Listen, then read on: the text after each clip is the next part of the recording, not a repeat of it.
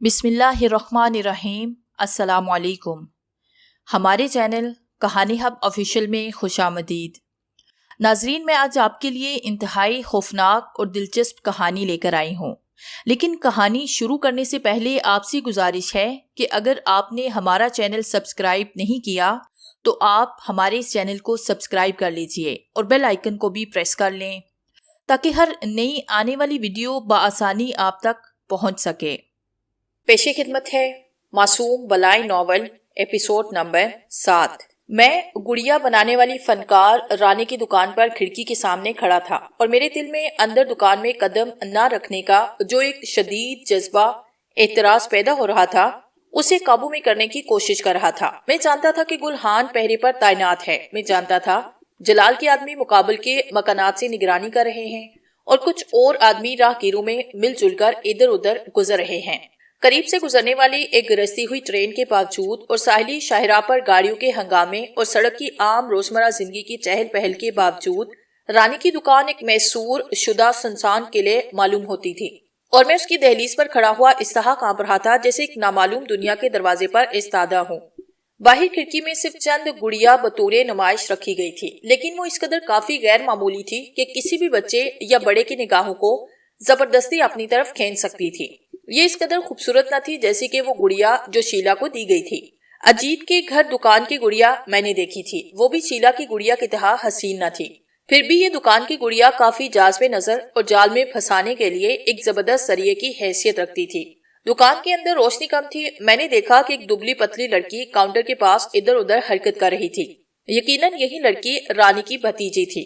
दुकान के तोलो अर्ज को देखकर वाकई ये ख्याल न होता था कि उसके पीछे कोई ऐसा शानदार बड़ा कमरा हो सकता है जिसकी लफ्जी तस्वीर शीला ने अपनी डायरी में पेश की थी। बहरहाल ये मकानात बहुत पुराने थे और ये हो सकता था कि उकबी हिस्सा दुकान के हदूद से आगे तक फैला हुआ हो। अचानक एक बेसब्री ने मेरे ख्यालात का सिलसिला मुनक़ते किया। मैंने दरवाजा खोला और अंदर दाखिल हो गया। मेरे दाखिल होते ही लड़की मेरी तरफ मुड़ी। मैं काउंटर की तरफ आया तो वो गौर से मुझे देखती रही। उसने कोई बात ना की। मैंने तेजी से उसका जायजा लिया। बिल्कुल नुमाया तौर पर वो एक जज्बाती और हिस्ट्रिया किस्म की लड़की मालूम होती थी। इस किस्म की इससे ज्यादा मुकम्मल मरीजा मैंने आज तक नहीं देखी थी। मैंने गौर से उसकी अलामात का मुआयना किया। जर्दी माइल स्याह आंखें जिनकी नजर मुबहमो खुद रफ्ता थी और पुतलियां फैली हुई पतली उंगलियां, उसके हाथ एक दूसरे को पकड़े हुए और मैंने अंदाजा लगाया कि वो गैर मामूली हद तक नरम थे। इस तरह वो एक हिस्ट्रिया जदा मिजाज की लड़की की आखिरी शर्त तक पूरी करती थी। अगर वो किसी और जमाने और किसी और किस्म के हालात में होती तो एक राखबा होती, किसी मोहब्बत की एक पुरअसरार पुजारन जो गैब की बातें बतलाया करती। खौफ उसकी जिंदगी का साथी था, उसके मुतालिक जरा भी शको शुबे की गुंजाइश न थी। लेकिन मुझे ये यकीन था कि इस पर खौफ छाया हुआ था। वो मुझे देखकर या मेरी वजह से पैदा न हुआ था, बल्कि ये तो कोई बहुत गहरा और गैर इंसानी खौफ था जो एक सांप की तरह उसके वजूद की जड़ में खलके बनाए पड़ा था, उसकी कुव्वते हयात को चूस रहा था। एक रोमानी खौफ। मैंने उसके बालों की तरफ देखा। ये जर्दी माइल स्याह थे। ये वही रंग था, वही जो कि गिरादार फीतू में पाया गया था। जब उसने मुझे अपने बालों की तरफ गौर से नजर करते हुए देखा तो उसकी आंखों की मुबहम कैफियत कम हो गई और उसकी जगह मस्तूरी का रंग नुमाया हो गया, जैसे किसी खतरे का एहसास हो रहा हो। ये मेरा पहला मौका था कि वो मेरी मौजूदगी का एहसास करती मालूम हुई। मैंने इंतहाई लापरवाही से कहा। बाहर खड़ी में रखी हुई घड़ियों ने मुझे खींच कर बुलाया। मेरी एक छोटी सी नवासी है जो कि यकीनन ऐसी गुड़िया को बहुत पसंद करेगी। ये गुड़िया फरोख्त के लिए है। अगर आपको कोई पसंद हो तो आप खरीद सकते हैं इसकी मुकर्रर कीमत पर। उसकी आवाज हल्की थी, तकरीबन सरगोशी की तरह, और उसमें इस्तगसा की झलक थी। लेकिन मैंने देखा कि उसकी आंखों की तेजी और मुस्तदी और बढ़ गई थी। मैंने किसी कदर बरहमी का अंदाज एहतियार करते हुए जवाब दिया, मेरे ख्याल में ऐसा तो हर खरीदार कर सकता है, लेकिन वाकया यह है कि वो बच्ची बहुत ही महबूब है और मैं उसके वास्ते बेहतरीन गुड़िया चाहता हूँ। अगर आप मुझे कोई दूसरी और बेहतर किस्म की गुड़िया दिखाएं तो आपको जहमत तो ना होगी। उसकी आंखें एक पसो पेश के आलम में फड़फड़ाई। मैंने महसूस किया कि वो किसी ऐसी आवाज को सुनने की कोशिश कर रही थी जो कि मैं सुन सकता था। अचानक उसके तर्ज अमल में से लापरवाही और इस्तगजा की कैफियत गायब हो गई। वो बहुत ही खलीक बन गई और ठीक उसी लम्हे मुझे अपने ऊपर किसी और की निगाहों का एहसास हुआ, जैसे वो मेरा जायजा ले रही हो, मेरी तलाशी ले रही हो। ये एहसास इस कदर कवी था कि बेख्तियार मैंने रुख बदला और दुकान में इधर उधर नजर डाली। वहां उस लड़की के और मेरे अलावा और कोई भी मौजूद न था। काउंटर के सिरे पर एक दरवाजा था, लेकिन वो पूरी तरह बंद था। میں نے ایک نظر کھڑکی کی طرف ڈالی، یہ دیکھنے کے لیے کہ گلہان اندر جھانک رہا تھا، وہاں کوئی بھی نہ تھا، اور پھر اچانک جیسے کوئی نظر نہ آنے والا کیمرہ ایک ہلکی آواز کے ساتھ بند ہو جائے، وہ غیر مرئی نادیدہ نظر غائب ہو گئی، جس کا احساس مجھے ہو رہا تھا۔ میں لڑکی کی طرف مخاطب ہوا، اس نے کاؤنٹر پر نصف درجن بکس لا کر رکھ دیے اور انہیں کھو رہی تھی۔ اس نے میری طرف نظر اٹھا کر دیکھا، بے تکلفی سے، تقریباً ایک ادا کے ساتھ، اور بولی، زحمت؟ جی نہیں، آپ اگر پسند فرمائیں تو میں دکان کی تمام گڑیا حاضر خدمت کر سکتی ہوں۔ اگر میں ابھی کچھ دیر پہلے کسی قدر لاپرواہ سی محسوس ہوئی ہوں تو اس کے لیے میں معافی چاہتی ہوں۔ میری پھوپھی جو کہ بچوں سے عشق رکھتی ہے، یہ سب گڑیا بناتی ہے۔ یہ بات وہ کبھی خوشی سے گوارا نہیں کر سکتی کہ جس شخص کو بچوں سے محبت ہو وہ یہاں دکان سے مایوس چلا جائے۔ یہ عجیب سی مختصر سی تقریر تھی اور اسے کچھ عجیب انداز میں ادا کیا گیا۔ ایسے معلوم ہوتا تھا جیسے وہ کسی اور کے جملے ادا کر رہی ہے، لیکن اس تقریر سے زیادہ دلچسپ شے مجھے وہ تبدیلی محسوس ہو رہی تھی جو کہ خود اس لڑکی کے طرز عمل میں پیدا ہو گئی تھی۔ اب اس کی آواز کمزور اور سست نہ تھی، اس میں ایک پرقوت ارتعاش تھا، اور نہ یہ لڑکی اب وہ بے جان اور بے روح قسم کی مخلوق نظر آتی تھی جیسا کہ پہلے تھی۔ اس میں ایک زندگی تھی، ایک جوش تھا، بلکہ کافی جوش طبع نظر آتی تھی۔ چہرے پر رنگ نمودار ہوا تھا اور آنکھوں میں سے وہ کوئی خورد فٹکی کی سی کیفیت غائب ہو گئی تھی۔ اب آنکھوں میں ایک چمک تھی، اور ایک ایسی چمک جس میں حفیف کینہ پروی کے بجائے ایک خفیف سی حقارت جھلکتی تھی۔ میں نے گڑیوں کا معائنہ کیا۔ بڑی خوبصورت ہے یہ گڑیا، میں نے آخرکار کہا، لیکن کیا یہی آپ کی بہترین گڑیا ہے؟ بات یہ ہے کہ ایک خاص موقع ہے، ایک خاص تقریب ہے، میری نماسی کی 7ویں سالگرہ ہے، قیمت کی مجھے کوئی پرواہ نہیں، بشرط یہ کہ وہ معقول حدود سے آگے نہ بڑھے۔ میں نے اسے ٹھنڈی سانس لیتے سنا۔ اس کی طرف نظر اٹھائی تو دیکھا کہ زرد سیاہ آنکھوں میں خوف کی وہی پرانی چھلک تھی اور حقارت کی تمام چمک غائب ہو چکی تھی۔ چہرے سے رنگ کافور ہو گیا تھا، اور پھر یکایک میں نے اپنے اوپر کسی نادیدہ شخص کی وہی نگاہ محسوس کی جیسے کوئی پوشیدہ شخص مجھے دیکھ رہا ہے، لیکن اس پر یہ نگاہ زیادہ طاقتور معلوم ہوتی تھی۔ ایک ساتھ کے بعد یہ نگاہ پھر اچانک غائب ہوئی۔ کاؤنٹر کے قریب والا دروازہ کھلا، نرس شیلا نے رانی کا خلیہ بیان کیا۔ اسے جاننے کے بعد اگرچہ میں غیر معمولی مشاہدے کے لیے تیار تھا، لیکن اب جب میں نے رانی کو بذات خود دیکھا تو مجھے ایسا نمایاں جھٹکا لگا۔ رانی کے قد و قامت کی اونچائی، اس کی بھاری بھرکم جسامت، قریب رکھی ہوئی گڑیوں اور لکڑی کے دبلے پتلے جسم کے مقابلے میں آ کر اور بھی زیادہ بڑھ گئی تھی۔ مجھے ایسے محسوس ہوا کہ دروازے میں ایک دیو کھڑا ہوا مجھے تک رہا ہے۔ اس کے بھاری چہرے پر رخساروں کی چوڑی اونچی ہڈیاں ابری ہوئی تھی، اوپر کے ہونٹ پر ہلکی سی مونچھو جیسے بال تھے، اور منہ بہت موٹا تھا۔ یہ سب چیزیں بالکل مردانہ انداز کی معلوم ہوتی تھی، اور اس کے زبردست بھاری سینے کے نسوانی لوازمات کے ساتھ مل کر عجیب بے تکی سی مخلوق کا نقشہ پیش کرتی تھی۔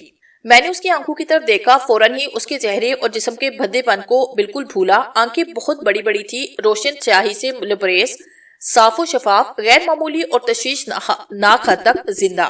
ایسے لگتا تھا جیسے وہ زندگی کے دو بےتاب ٹکڑے ہیں جو ایک ساتھ پیدا ہوئے اور جسم کے تعلق سے بالکل آزاد ہیں، اور ان کی آنکھوں سے قوت کا ایک سیلاب ابلتا محسوس ہوتا تھا جو میرے اعصاب میں ایک گرم تھرتھری پیدا کرتا ہوا گزر رہا تھا۔ ایک کوشش کے بعد میں نے اپنی آنکھوں کی طرف سے ہٹایا، میں نے اس کے ہاتھوں کی طرف نظر گھمائی۔ وہ سر سے پاؤں تک ایک ڈھیلے سیاہ لباس میں لپٹی ہوئی تھی، اس کے ہاتھ لباس میں چھپے ہوئے تھے۔ میری نظر پھر اس کی آنکھوں کی طرف گئی تو دیکھا کہ اب اس میں نفرت اور حقارت کی وہی چمک تھی جو کہ مجھے لڑکی کی آنکھوں میں نظر آئی تھی۔ رانی نے گفتگو کا آغاز کیا۔ میں نے محسوس کیا کہ لڑکی کی آواز میں نے جو قوت اور ارتعاش دیکھا تھا وہ رانی کی آواز کے گہرے اور خواب آور حد تک شیریں لہجے کا ہی پرتو تھا۔ میری بھتیجی نے آپ کو جو کچھ سکھلایا شاید وہ آپ کو پسند نہیں آیا۔ میں نے اپنے ہوش و حواس کو جمع کیا اور کہا، گڑیا سبھی حسین ہے، شرمیتی سرمیتی، میرا نام رانی ہے۔ اس نے پرسکون لہجے میں کہا، آپ کو میرا نام معلوم نہیں؟ یہ میری بدقسمتی ہے، میں نے ذومعنی الفاظ میں کہا۔ بات یہ ہے کہ میری ایک نواسی ہے، ایک چھوٹی سی بچی، میں نے اس کی 7ویں سالگرہ کے واسطے کوئی بہت ہی عمدہ چیز دینا چاہتا ہوں۔ مجھے جو گڑیا دکھائی گی وہ بہت ہی خوبصورت ہے، لیکن میں سوچ رہا تھا کہ کیا کوئی چیز ایسی نہیں جو کہ خصوصی ہو۔ رانی نے الفاظ پر زور دیتے ہوئے کہا، زیادہ حسین ہو۔ جی ہاں، شاید ایسی چیز موجود ہے، لیکن جب میں اپنے خریداروں کو خصوصی چیز دیتی ہوں مجھے یقین ہو گیا کہ وہ لفظ خصوصی پر دانستہ زور دے رہی ہے، تو میں یہ معلوم کر لینا ضروری سمجھتی ہوں کہ میں جس شخص سے سودا کر رہی ہوں آپ مجھے ایک عجیب دکاندار سمجھتے ہوں گے۔ وہ ہنسی اور میں حیرت میں رہ گیا کہ اس ہنسی میں کس قدر تازگی، جوانی اور مٹھاس موجود تھا۔ ایک خاص کوشش کے بعد ہی میں خود کو حقائق کی دنیا میں واپس لا سکا اور پھر اپنی حفاظت کی طرف سے خبردار ہو گیا۔ میں نے اپنی جیب سے کارڈ نکالا، میں یہ نہ چاہتا تھا کہ وہ میری اصلیت سے واقف ہو جائے۔ اگر میں اپنا کارڈ اسے دیتا تو اسے معلوم ہو جاتا کہ میں کون ہوں، اور میں یہ بھی نہیں چاہتا تھا کہ رانی کی توجہ کسی ایسے شخص کی طرف مبذول کراؤں جسے وہ نقصان پہنچا سکے۔ لہٰذا میں نے اپنی جیب میں اپنے ایک ایسے ڈاکٹر کا کارڈ رکھا جو عرصہ ہوا مر چکا تھا۔ رانی نے کارڈ پر نظر ڈالی۔ خوب، وہ بولی، تو آپ ایک ڈاکٹر ہیں۔ اچھا، اب جبکہ ہم ایک دوسرے کو جان گئے، آپ میرے ساتھ آئے، میں آپ کو چند اپنی بہترین چیزیں دکھاؤں گی۔ وہ مجھے دروازے میں سے گزار کر ایک چوڑے اور دھندلے برآمدے میں سے لے چلی۔ اس نے میرا بازو چھوا۔ ایک بار مجھے پھر عجیب اور غریب پرقوت سنسنی سی محسوس ہوئی۔ ایک اور دروازے کے قریب وہ رکی اور میری طرف رخ بدلا۔ یہ وہ جگہ ہے جہاں میں اپنی بہترین چیزیں رکھتی ہوں، وہ بولی، خصوصی بہترین چیزیں۔ وہ پھر ہنسی، اس کے بعد دروازہ پورا کھول دیا۔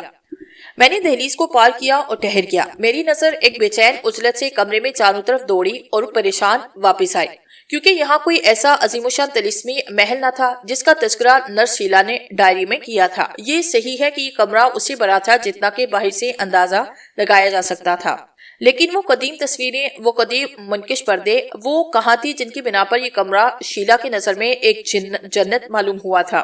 کمرے میں روشنی ایک کھڑکی کے آدھے اٹھے ہوئے پردوں سے آ رہی تھی۔ اس کھڑکی کے باہر ایک چھوٹا سا ویران اور دیواروں سے گرا ہوا صحن تھا۔ کمرے کی دیواریں اور چھت بالکل سادہ قسم کی تھی۔ ایک دیوار پر ادھر سے ادھر تک الماریاں بنی ہوئی تھی جن کے دروازے لکڑی کے تھے۔ دیوار پر ایک آئینہ لگا ہوا تھا اور یہ گول تھا، لیکن اس سے زیادہ اور کوئی بات شیلا کے بیان کے مطابق نظر نہ آئی تھی۔ کمرے میں ایک آتش دان تھا جیسا کہ کلکتہ کے کسی بھی معمولی گھر میں پایا جا سکتا ہے۔ دیواروں پر چند تصویریں تھی۔ کمرے کی بڑی میز بھی ایک عام قسم کی چیز تھی اور اس پر بہت سی گڑیاں ادھوری بنی ہوئی پڑی تھی۔ میری پریشانی بڑھ گئی۔ اگر شیلا نے اس کمرے کے متعلق جو کچھ کہا ہے وہ محض اس کے رومانی تصورات کا عکس تھا، تو کیا اس کی ڈائری کی باقی باتیں بھی محض ذہنی اختراع یا جیسا کہ میں نے پہلے خیال کیا زیادہ سے زیادہ محض ایک تصویر کی پیداوار تھی؟ لیکن رانی کی آنکھوں کے متعلق اس نے جو کچھ لکھا تھا وہ محض تخیل کی پیداوار نہ تھا۔ اسی طرح رانی کی آواز کے بارے میں بھی اس نے ٹھیک ہی لکھا تھا۔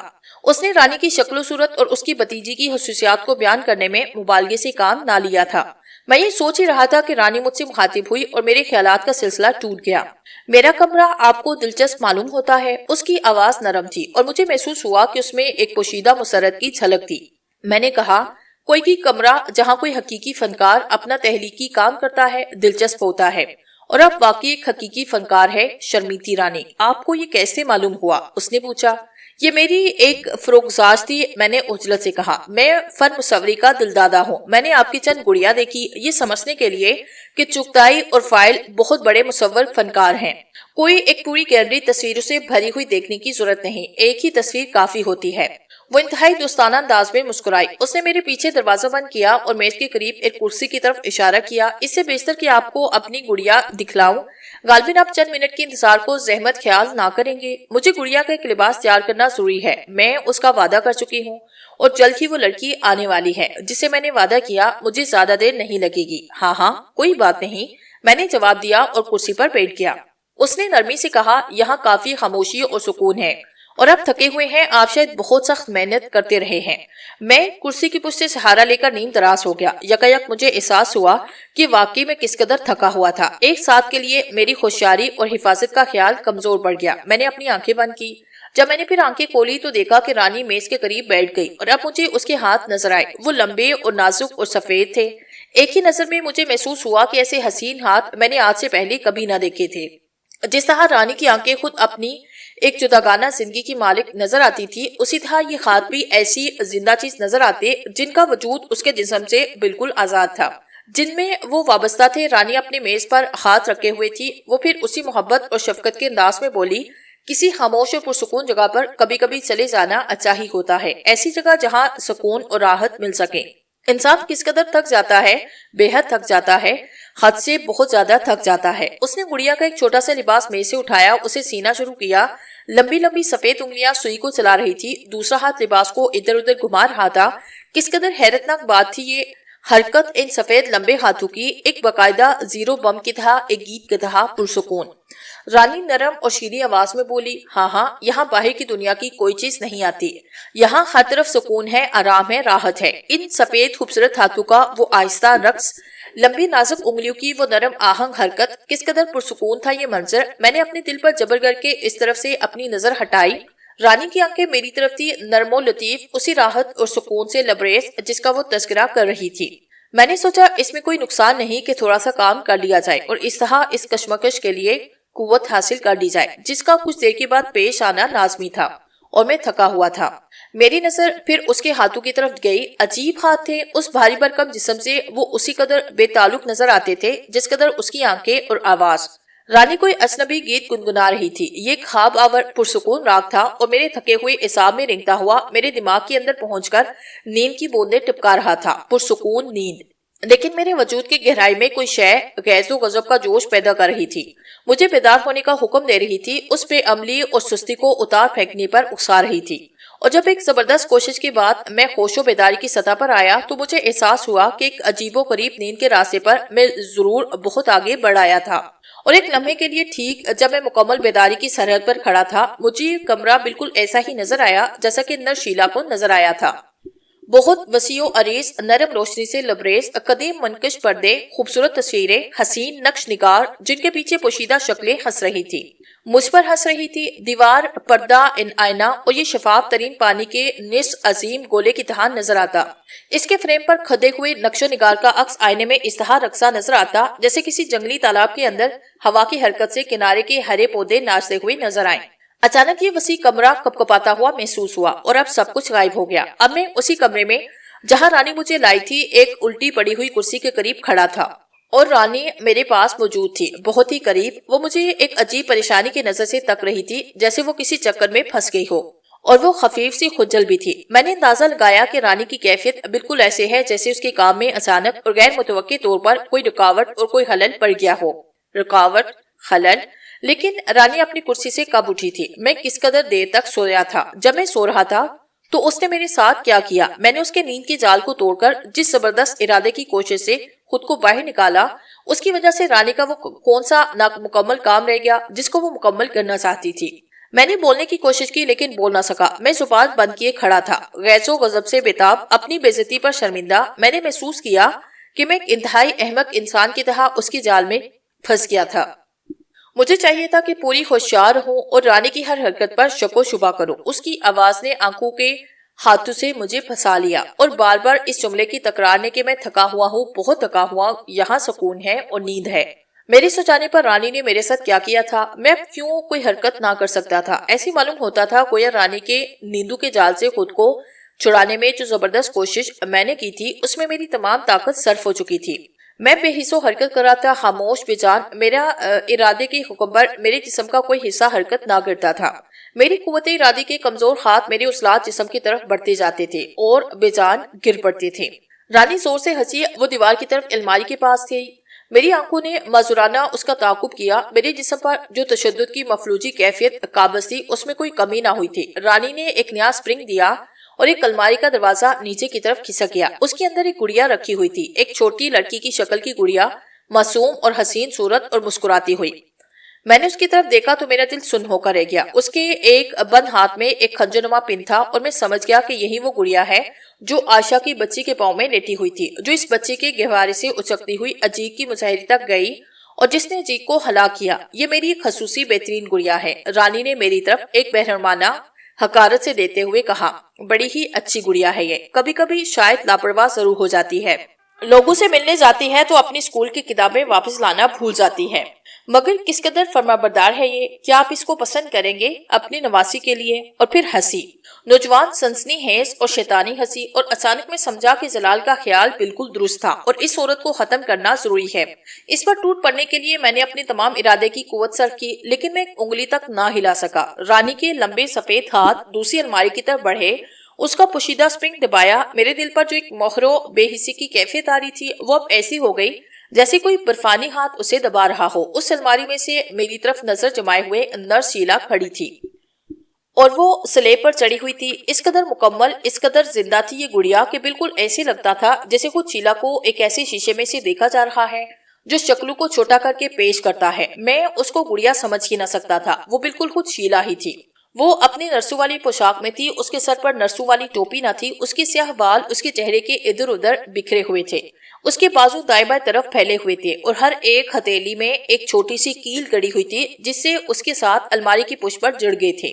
پاؤں برہنہ تھے اور ایک دوسرے پر رکھے ہوئے تھے اور اس طرح دونوں ٹہنوں کو ملا کر ایک اور کیل ان میں ٹھونک دی گئی۔ سلیب پر چڑھے ہوئے ایک مقدس انسان کے اس خوفناک توہین آمیز اور خطا کارانہ منظر کو مکمل کرنے کے لیے شیلا کے سر کے اوپر ایک چھوٹی سی تختی لگی تھی جس پر مندرجہ ذیل الفاظ تحریر تھے: ایک آتش خوردہ شہید۔ رانی نے کیسی آواز میں جو جہنمی پھولوں سے نکلے ہوئے شہید کی طرح بیٹھی تھی زیر لب کہا، اس گڑیا نے اچھا کام نہیں کیا، یہ نافرمان ثابت ہوئی۔ اگر اچھا کام نہ کرے تو میں اپنی گڑیوں کو سزا بھی دیتی ہوں، لیکن میں دیکھتی ہوں کہ شاید آپ کو اس منظر سے تکلیف ہو رہی ہے۔ بہرحال اب اس گڑیا کو کافی سزا مل چکی ہے۔ رانی کے لمبے سفید ہاتھ الماری میں داخل ہوئے، اس نے ہاتھوں اور پاؤں کی کیلیں نکالی، اس نے گڑیا کو الماری سے سہارا دے کر سیدھا کھڑا کیا اور میری طرف متوجہ ہوئی۔ شاید آپ اس گڑیا کو اپنی نواسی کے لیے پسند کریں گے، افسوس یہ فروخت کے لیے نہیں، میرے پاس سے جانے سے پہلے ابھی اس کو کچھ سبق اور سکھانے پڑیں گے۔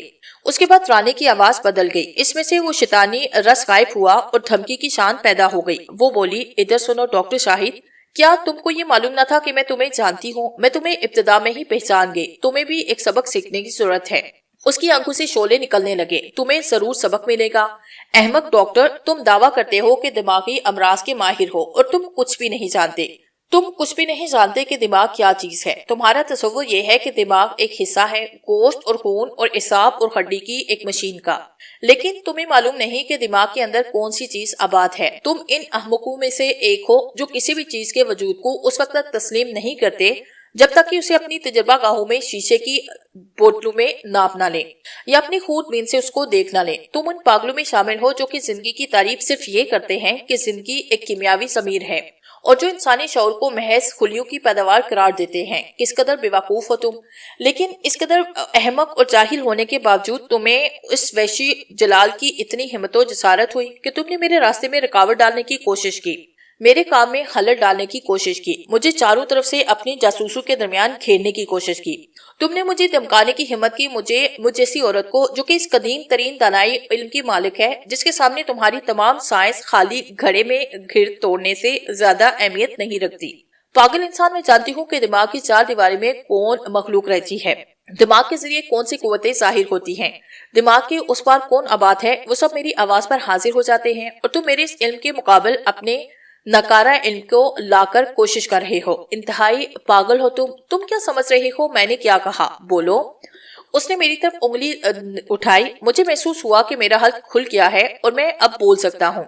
شیطانی عورت، میں نے حلق میں بولتے ہوئے کہا، لعنتی قاتلہ، تو بہت جلد پھانسی پر لٹکا دی جائے گی۔ وہ ہنستی ہوئی میری طرف آئی۔ تم مجھے قانون کے حوالے کرنا چاہتے ہو، لیکن تمہارا یقین کون کرے گا؟ کوئی بھی نہیں۔ تمہاری سائنس نے انسانوں میں جو جہالت پیدا کر دی ہے وہی میری ڈھال ہے۔ تمہارے عدم یقین کی تاریکی میرا ایک ناقابل شکست قلعہ ہے۔ پاگل انسان، جا اور اپنی مشینوں سے کھیل، اپنی سائنس سے کھیل، لیکن میرے کام میں دخل دینے کی کوشش نہ کرنا۔ اس کی آواز اچانک پرسکون مگر مہلت ہو گئی۔ سنو، میں تمہیں بتا دیتا ہوں، اگر تم زندہ رہنا چاہتے ہو، اگر تم ان سب لوگوں کو زندہ دیکھنا چاہتے ہو جو تمہیں عزیز ہیں، تو جاؤ، اپنے جاسوسوں کو یہاں سے ہٹاؤ۔ جلال کو تم بچا نہیں سکتے، وہ میرا ہے، لیکن تم کبھی اب میرے متعلق کچھ نہ سوچنا، میرے معاملات میں ٹانگ مت اڑانا۔ میں تمہاری جاسوسی سے ڈرتی نہیں، لیکن وہ مجھے ناگوار محسوس ہوتے ہیں۔ ان کو یہاں سے لے جاؤ فوراً۔ اگر رات ہونے تک کوئی اسی طرح نگرانی پر مامور رہے تو۔ اس نے میرا شانہ پکڑ لیا اور اس قدر سختی سے دبایا کہ کچل سا گیا اور مجھے دروازے کی طرف دھکیل دیا۔ جاؤ، چلے جاؤ۔ میں نے اپنی قوت ارادی کو جمع کرنے کی جدوجہد کی، اپنے بازو کو اٹھانے کی کوشش کی۔ اگر میں اس کوشش میں کامیاب ہوتا تو میں رانی کو اس طرح مار کر گرا دیتا جیسے کسی پاگل جانور کو، لیکن میں کوئی بازو کھلا نہ سکا۔ ایک مشین کی طرح بے اختیار میں کمرے کو پار کر کے دروازے کی طرف بڑھا۔ رانی نے اسے کھولا۔ الماری میں سے ایک عجیب سی کھڑکھڑاہٹ کی آواز آئی۔ گردن کو وقت سے موڑتے ہوئے میں نے دیکھا شیلا کی پتلی آگے کی طرف گر پڑی، آدھے کنارے پر جھکی ہوئی تھی، اس کے بازو نیچے جو رہے تھے جیسے مجھ سے التجا کر رہے ہوں کہ میں اس کو بھی اپنے ساتھ لے جاؤں۔ اس کی ہتھیلیوں میں سلیب کی کیلوں کے نشانات صاف نظر آ رہے تھے۔ اس کی آنکھیں میری آنکھوں پر جمی ہوئی تھی۔ جاؤ، رانی نے کہا، اور یاد رکھنا۔ اسی اکڑے ہوئے جسم کے ساتھ میں برآمدے میں سے گزرا اور دکان میں پہنچ گیا۔ لڑکی نے مجھے ایک مبہم اور خوف آلود نگاہوں سے دیکھا، لیکن مجھے ایسے محسوس ہو رہا تھا جیسے کوئی ہاتھ میری پشت پر رکھا ہے اور مجھے برابر آگے کی طرف دھکیل رہا ہے۔ اس لیے میں دکان میں سے گزر کر دروازے سے نکلتا ہوا باہر سڑک پر آیا۔ مجھے محسوس ہوا نہیں بلکہ میں نے سنا، رانی اسی محسوس شیطانی حقارت کا قہقہا لگا رہی تھی۔ جیسے ہی میں سڑک پر آیا میری قوت ارادی اور حرکت کرنے کی طاقت بحال ہو گئی۔ غیظ و غضب کے ایک اچانک جوش میں واپس مڑا تاکہ دکان میں پھر داخل ہو جاؤں۔ دکان سے 1 فٹ کے فاصلے پر میرے سامنے ایک غیر مرئی دیوار سے حائل ہو کر رہ گئی تھی۔ میں ایک قدم کی آگے نہ بڑھا سکتا تھا، دروازے کو چھونے کے لیے ایک ہاتھ بھی نہ اٹھا سکتا تھا۔ ایسے معلوم ہوتا تھا کہ اس منظر میں آ کر میری قوت ارادی اپنا عمل کرنے سے انکار کر رہی تھی، یا بہتر طور پر یوں سمجھیے کہ میری ٹانگیں اور بازو قوت ارادی کا حکم ماننے سے انکار کر رہے تھے۔ میں سمجھ گیا کہ یہ کیا کیفیت تھی۔ یہ عامل کا وہ غیر معمولی قسم کا حکم تھا جو عمل تنوین کے دوران معمول کے دماغ پر نقش کر دیا جاتا ہے، اور جس کے خلاف یہ معمول بیدار ہونے کے بعد بھی کوئی کام نہیں کر سکتا۔ یہ اسی عمل کا ایک حصہ تھا جس نے مجھے رانی کے سامنے بے حس و حرکت بنائے رکھا تھا، اور بعد میں مجھے ایک مشینی آدمی کی طرح اس کے کمرے سے باہر نکال دیا تھا۔ میں نے گل خان کو اپنی طرف آتا ہوا دیکھا، اور ایک لمحے کے لیے میرے دماغ میں یہ جنون انگیز خیال دوڑ گیا کہ گل خان کو حکم دوں کہ دکان کے اندر داخل ہو جائے اور اپنی گولی سے رانی کا کام تمام کر ڈالے۔ لیکن عقل نے جلد ہی مجھے یہ سمجھایا کہ ہم اس طرح خون بہانے کا کوئی جواز پیش نہیں کر سکتے، اور اس حرکت کا نتیجہ خود ہمارے واسطے بھی وہی پھانسی ہوگا جس کی دھمکی میں نے رانی کو دی تھی۔ گل خان نے کہا، ہم تو پریشان ہو گیا تھا ڈاکٹر صاحب، بس اب اندر حاضر ہونے والا تھا۔ میں نے کہا، ادھر آؤ گل خان، میں جلد سے جلد گھر پہنچنا چاہتا ہوں۔ اس نے غور سے میری صورت دیکھی۔ آپ تو ایسا معلوم ہوتا ہے ڈاکٹر صاحب گویا میدان جنگ سے آیا ہے۔ ہاں، میدان جنگ سے ہی آیا ہوں، اور اس جنگ میں تمام فتح رانی کی ہی رہی۔ آپ تو کافی سکون سے باہر آیا۔ سردار کی ایسی حالت نہ تھی، جونما عورت اس پر اپنے جہنمی الفاظ کے شعلے برسا رہی تھی۔ آپ کے ساتھ کیا واقعہ پیش آیا یہ بات میں بعد میں بتاؤں گا، مجھے تھوڑی دیر خاموش رہنے دو۔ میں غور کرنا چاہتا ہوں، لیکن در حقیقت میں خود اپنے اوپر قابو حاصل کرنا چاہتا تھا۔ میرا دماغ آدھا اندھا معلوم ہوتا تھا اور کسی ٹھوس سہارے کی تلاش میں ادھر ادھر ٹٹور رہا تھا۔ ایسے لگتا تھا گویا میرا دماغ کچھ عجیب قسم کے ناگوار مکڑی کے جالوں میں پھنس گیا تھا، اور اگرچہ میں انہیں توڑ کر آزاد ہو چکا تھا، لیکن جالوں کے ٹکڑے ابھی تک میرے دماغ سے لپٹے ہوئے تھے۔ ہم کار میں بیٹھے اور چند منٹ تک سکوت کے ساتھ چلتے رہے۔ اس کے بعد گل خان کی خواہش تجسس نے اسے بے قابو کیا۔ بہرحال وہ بولا، آپ کو اس عورت کے بارے میں کیا خیال ہے؟ اس وقت تک میں ایک پختہ ارادہ کر چکا تھا۔ آج سے بیشتر میں نے اس نفرت اور کراہٹ اور خون ریزی کے اس زبردست جذبے کا تجربہ نہ کیا تھا جو کہ اس عورت نے اب میرے اندر بیدار کر دیا تھا۔ اگرچہ میرا غرور پندار بھی کافی مجروح ہوا، لیکن اس عورت کو ہلاک کرنے کا طوفانی جذبہ محض میری مجروح پندار کا نتیجہ نہ تھا۔ یہ نتیجہ تھا دراصل اس پختہ یقین کا کہ گڑیوں کی دکان کے پیچھے کمرے میں جو عورت رہتی ہے وہ دنیا کی خبیث ترین قوت ہے۔ اس قدر خبیث اور شیطان فطرت کی واقع وہ سیدھی اسی جہنم سے آئی معلوم ہوتی ہے جس پر جلال کو پختہ ایمان تھا۔ اس خبیث شیطانی قوت کے ساتھ کوئی سمجھوتا ہو ہی نہیں سکتا، اور نہ اس یونما عورت کے ساتھ ہی کوئی معاملہ کیا جا سکتا ہے جس کے اندر یہ شیطانی قوت مرکوز ہے۔ میں نے کہا، گل خان، دنیا بھر میں کوئی چیز اس قدر خبیث اور شیطانی نہیں جتنی کہ وہ عورت۔ اب ہرگز ایسا موقع نہ دو کہ اس عورت کو بھی سفید لڑکی تم سے چھپ کر کس طرف جا چھپے۔ کیا تمہارا یہ خیال ہے کہ کل رات اسے یہ معلوم ہو چکا تھا کہ تم لوگوں نے اسے دیکھ لیا؟ ہمیں علم نہیں۔ ہمارا یہ خیال ہے کہ اسے معلوم نہ تھا۔ دیکھو، اس مقام کی آگے اور پیچھے دونوں طرف نگرانی کرنے والوں کی تعداد بڑھا دو۔ یہ کام اعلانیہ کرو تاکہ رانی اس چیز کو ضرور دیکھے۔ اگر لڑکی کو یہ معلوم نہیں کہ اسے دیکھ لیا گیا تو ہماری اس حرکت سے رانی یہ سمجھے گی کہ ہم لوگ ابھی تک دوسرے راستے سے ناواقف ہیں۔ وہ یہ خیال کرے گی کہ ہم یہی سوچ رہے ہیں کہ میں لڑکی یا تو سامنے سے یا عقب سے کسی طرح نظر بچا کر چلی گئی تھی۔ جس جگہ پر لڑکی اپنی کار پوشیدہ رکھتی ہے وہاں سڑک کے دونوں طرف ایک کار تیار رکھو۔ اس سلسلے میں احتیاط رکھو کہ انہیں شک و شبہ نہ ہو سکے۔ جب یہ لڑکی باہر نکلے تو اس کا تعاقب کرو۔ اور میں پسو پیش کرنے لگا۔ گل خان بولا، اور پھر؟ میں چاہتا ہوں کہ اس کو پکڑ لیا جائے، اغوا کر لیا جائے، چرا لیا جائے۔ تم اپنے لفظوں میں میرا مفہوم کسی طرح بھی سمجھ لو، لیکن یہ کام انتہائی خاموشی سے کیا جانا چاہیے۔ یہ چیز میں تم پر چھوڑتا ہوں۔ ایسے کام کس طرح کے کیے جاتے ہیں یہ بات تم مجھ سے بہتر جانتے ہو، مگر اس کام کو انتہائی تیزی اور انتہائی خاموشی سے کرنے کی ضرورت ہے۔ اور دیکھو، گڑیوں کی دکان کے بہت قریب ایسا نہ کیا جائے، اسے جس قدر دور ممکن ہو اسی قدر بہتر ہے۔ لڑکی کا منہ بند کرو، ضرورت ہو تو اس کو باندھ ڈالو، لیکن وہ ہاتھ سے جانے نہ پائے۔ اسے پکڑنے کے بعد اس کی کار کی تلاشی لو احتیاط سے، اور اس طرح جو بھی چیز تمہیں دستیاب ہو اس کو اور لڑکی کو لے کر میرے گھر پر چلے آؤ، سمجھ کے تم؟ وہ بولا، اگر وہ نمودار ہوئی تو ہم اسے جانے نہ دیں گے۔ آپ اس کو کچھ سزا دینا چاہتا ہے؟ ہاں، اور کچھ اور بھی۔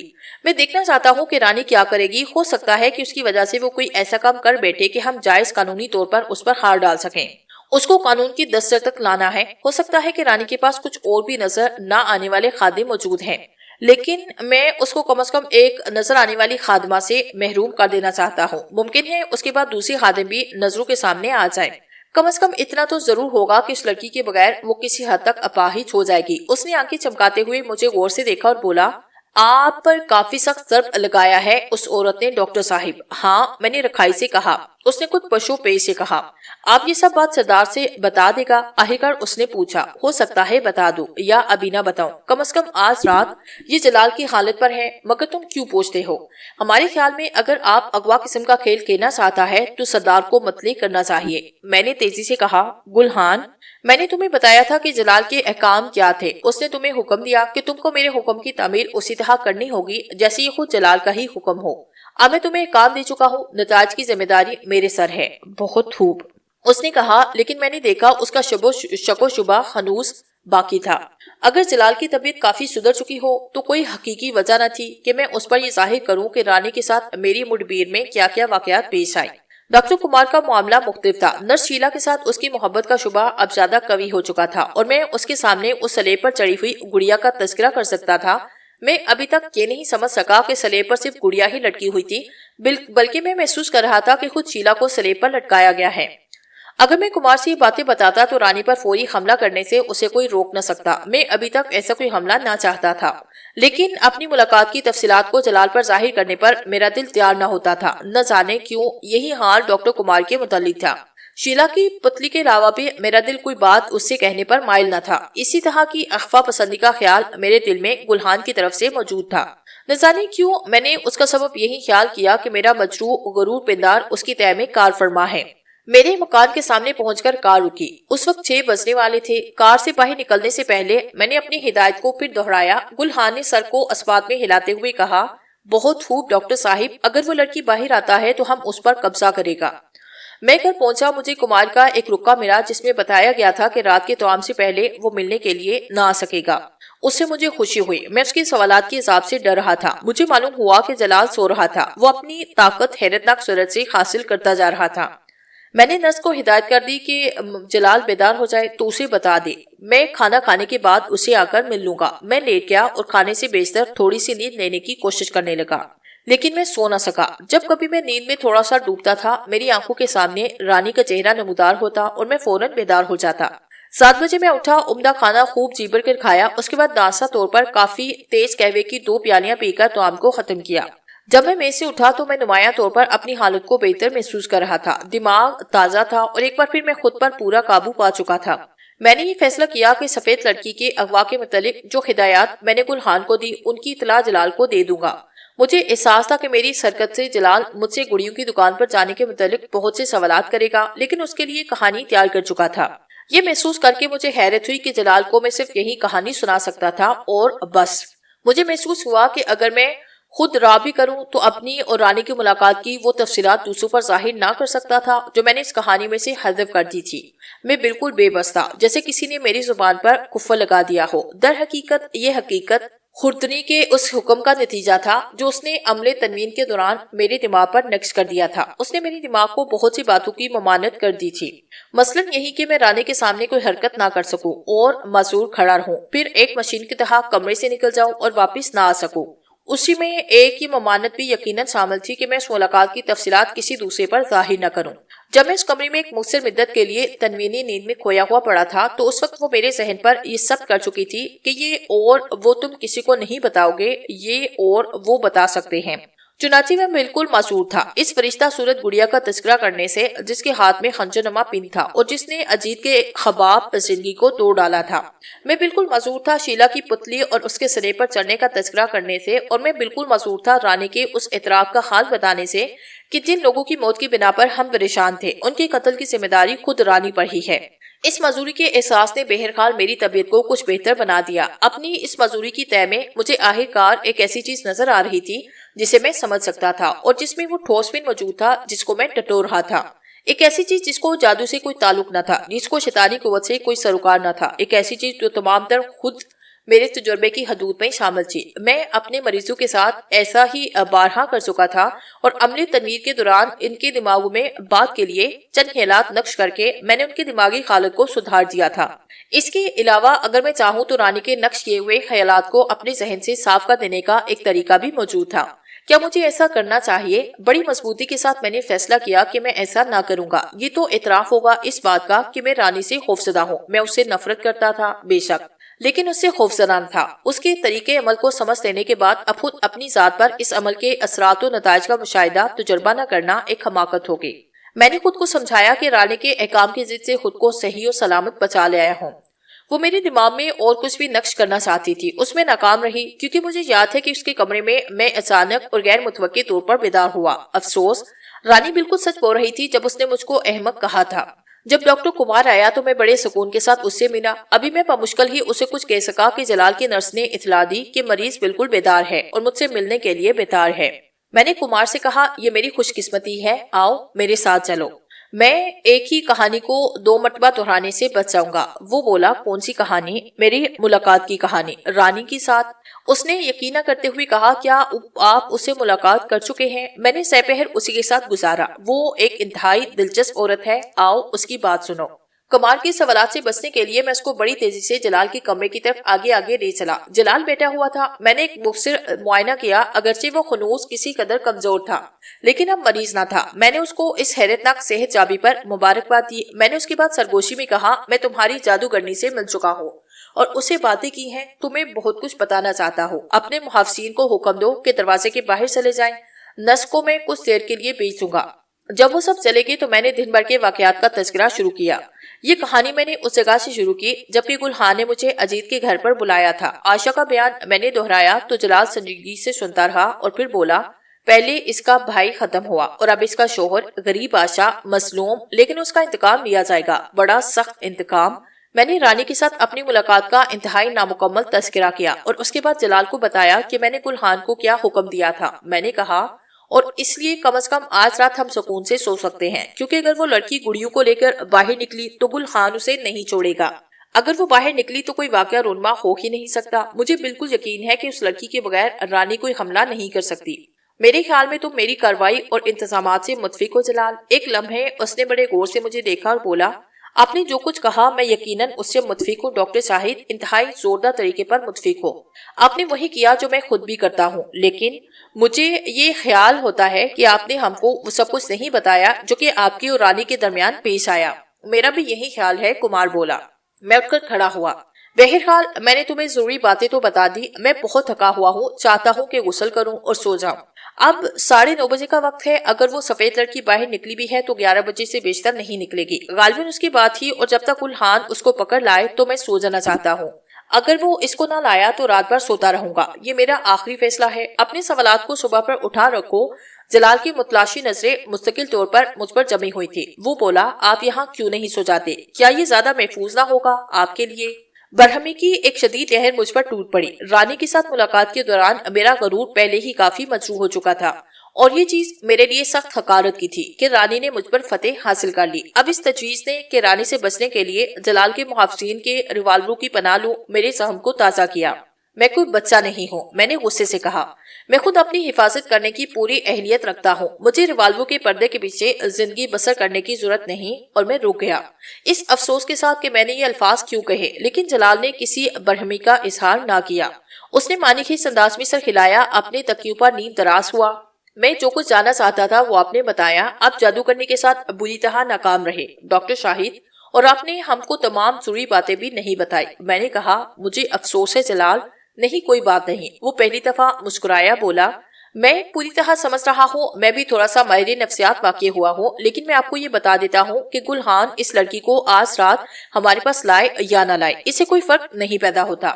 کل یہ جادوگرنی زندہ نہ رہے گی اور اس کے ساتھ یہ لڑکی بھی۔ میں نے کوئی جواب نہ دیا۔ میں نے نرس کو بلایا، محافظین کو پھر کمرے کے اندر تعینات کیا۔ ہاں، مجھے کتنا ہی بھروسہ کیوں نہ ہو، میں جلال کے معاملے میں کوئی خطرہ مول نہیں لینا چاہتا تھا۔ میں نے اسے رانی کی اس دھمکی کے متعلق نہ بتایا جو اس نے براہ راست جلال کو دی تھی۔ لیکن میں اس دھمکی کو بھولا نہ تھا۔ میں جانتا ہوں کہ آپ بہت تھکے ہوئے ہوں گے ڈاکٹر شاہد، اور میں آپ کو پریشان کرنا نہیں چاہتا، لیکن کیا مجھے اجازت دیں گے کہ آپ جب سو جائیں تو میں آپ کے کمرے میں آپ کے پاس موجود رہوں؟ میں نے اسی ضد آمیز برہمی سے کہا، خدا کے لیے کمار، کیا تم نے سنا نہیں کہ میں نے جلال سے کیا کہا؟ میں بہت ممنون ہوں تمہارا، مگر میں تم سے یہی کہتا ہوں جو جلال سے کہہ چکا ہوں۔ اس نے سکون سے کہا، میں یہاں دارالمطالعے میں ہی رہوں گا، اور جب تک گلحان نہ آئے یا صبح نہ ہو جائے جاگتا رہوں گا۔ اگر میں نے آپ کی خوابگاہ میں کوئی آواز سنی تو میں ضرور اندر آ جاؤں گا۔ جب کبھی بھی میں ایک نظر دیکھنا چاہوں کہ آپ خیریت سے ہیں تو میں اندر آؤں گا۔ آپ اپنا دروازہ اندر سے بند نہ کریں، لاک نہ کریں، کیونکہ اگر آپ نے ایسا کیا تو میں اسے توڑ دوں گا۔ کیا آپ یہ سب کچھ سمجھ گئے؟ میرا غصہ اور بڑھ گیا اور وہ بولا، میں یہ سب کچھ طے کر چکا ہوں۔ میں نے کہا، اچھا بھائی اچھا، جو کچھ تمہارے جی میں آئے کرو۔ میں اپنی خوابگاہ میں داخل ہوا، دروازے کو اندر سے بند کیا لیکن اس کو اندر سے لاک نہ کیا۔ اس میں کوئی شک نہ تھا کہ میں بہت تھکا ہوا تھا۔ 1 گھنٹے کی نیند بھی میرے لیے بہت قیمتی تھی۔ میں نے غسل کرنے کے ارادے کو بالائے طاق رکھا اور شب خوابی کا لباس تبدیل کرنے لگا۔ میں اپنی قمیض اتار رہا تھا جبکہ مجھے اس کے بائیں طرف ایک چھوٹا سا پن دل کے اوپر نظر آیا۔ میں نے قمیض کو کھولا اور دوسری طرف دیکھا۔ قمیض کے اندر کی طرف اس پن کے ذریعے ایک گرادار فیتا لگا ہوا تھا۔ میں ایک قدم دروازے کی طرف بڑھا، کمار کو آواز دینے کے لیے منہ کھولا لیکن فوراً ہی رک گیا۔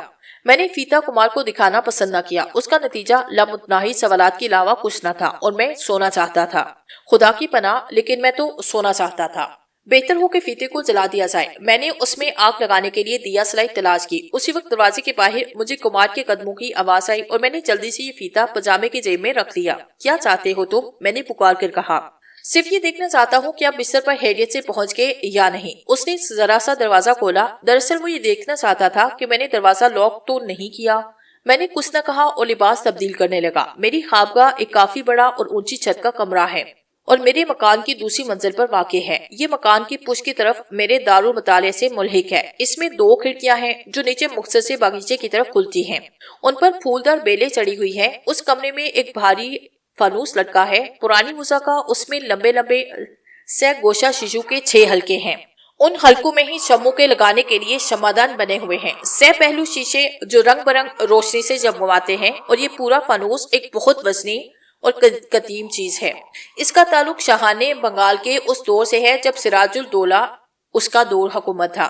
میں نے جب یہ عمارت خریدی تو مجھے گوارا نہ ہوا کہ اس فانوس کو اتار لیا جائے یا اس میں شمعوں کی جگہ برقی بلب لگنے کے لیے برقی تک لگا دی جائے۔ میری مساحری اس کمرے کے ایک سرے پر ہے اور جب میں بائیں طرف کروٹ لیتا ہوں تو اپنے سامنے کھڑکیوں کو روشنی کے ہلکے انعکاس میں نمایاں دیکھتا ہوں۔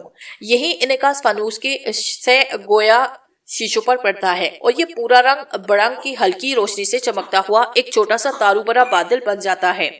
یہ منظر بڑا پیارا ہوتا ہے، خواب آور۔ باغیچے میں ایک بہت قدیم ناشپاتی کا درخت ہے جو شاہانہ بنگال کی یاد تازہ کرتا رہتا ہے۔ فانوس ٹھیک میری مسحری کے پائنتی کی طرف ہے۔ ایک کمرے کی روشنی کا سوئچ میری مسحری کے سرہانے کی طرف ہے۔ کمرے کے ایک پہلو میں ایک قدیم آتش دان ہے جس کی دیواریں منقش سنگ مرمر کی ہیں اور اس کے اوپر کی سطح کافی چوڑی ہے۔ آئندہ ہونے والے واقعات کو سمجھنے کے لیے کمرے کی تفصیلات کو ذہن میں رکھنا ضروری ہے۔ جب تک میں نے لباس تبدیل کیا، کمار غالباً میری اطاعت شعاری سے مطمئن ہو کر دروازہ بند کر کے واپس مطالعے میں جا چکا تھا۔ میں نے گرادار فیتا نکالا، جادوگرنی کا ہار اور حقارت سے اسے میز پر پھینک دیا۔ میرا خیال ہے کہ میرے اس فعل کی تہ میں 2 ہی چیزیں کار فرما ہو سکتی تھی، یا تو یہ یقین کہ گلحان اپنا کام پوری طرح پورا کرے گا یا پھر ایک خامخواہ کی بہادری۔ لیکن یہ واقعہ ہے کہ اگر مجھے گلحان کی کامیابی کا اس قدر یقین نہ ہوتا تو میں اپنے پہلے ارادے کے مطابق اس فیتے کو یقیناً جلا ڈالتا۔ میں نے ایک خواب آور دوا تیار کی، اسے پی کر روشنی گل کر دی اور سونے کے لیے لیٹ گیا۔ دوا نے جلد ہی اثر کرنا شروع کر دیا۔ میں نیند میں ہر لمحہ گہرا ڈوبتا چلا گیا، گہرا اور میں جاگ پڑا۔ میں نے اپنی چاروں طرف نظر ڈالی۔ اس اجنبی مکان پر میں کیسے آیا؟ میں ایک کم گہرے گول گڈھے میں کھڑا ہوا تھا۔ اس کے کناروں پر گھاس اگی ہوئی تھی۔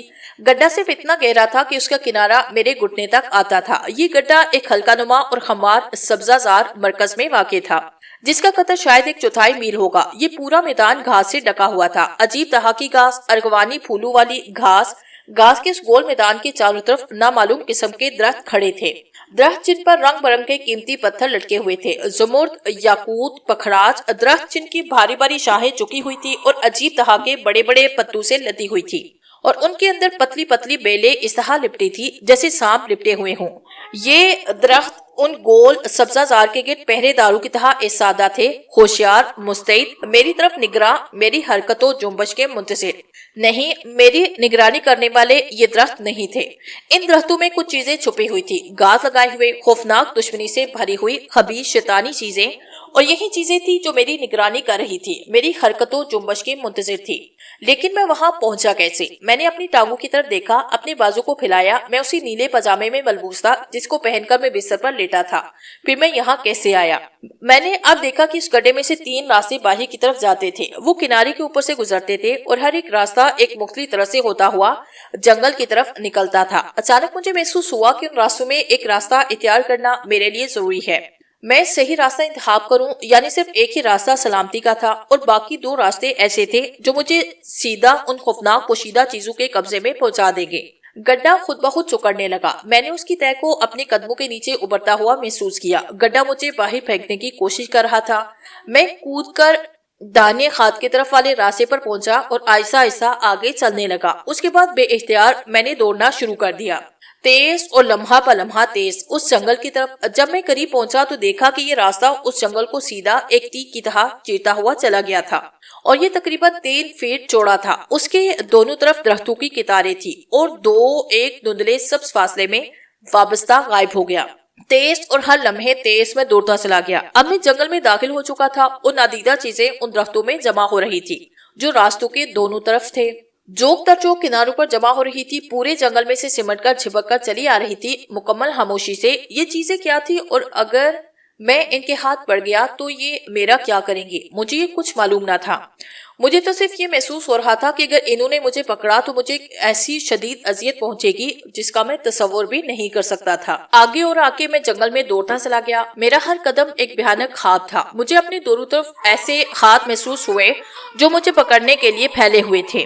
میں تیز قسم کی سرگوشیاں سن رہا تھا۔ ارک ارک لرزہ بردام میں جنگل سے باہر نکلا اور ایک وسیع میدان میں دوڑنے لگا جو درختوں سے محروم تھا اور دور افق تک پھیلتا چلا گیا تھا۔ اس میدان میں کوئی راستہ بنا ہوا نہ تھا، کوئی پگڈنڈی نہ تھی، سارا میدان زرد سوکھی گھاس سے ڈھکا ہوا تھا۔ نہ جانے کیوں مجھے خیال آیا کہ یہ ویرانہ بالکل ایسا ہی ہے جیسا شیکسپیئر کے مشہور ڈرامہ میک بیتھ کی 3 جادوگرنیاں منڈلایا کرتی تھی۔ بہرحال میں اس اسیب زدہ جنگل سے بہتر تھا۔ میں رکا اور مڑ کر درختوں کی طرف دیکھا۔ مجھے محسوس ہوا کہ وہاں درختوں کے پیچھے سے بے شمار خبیث شیطانی آنکھیں مجھے دیکھ رہی ہیں۔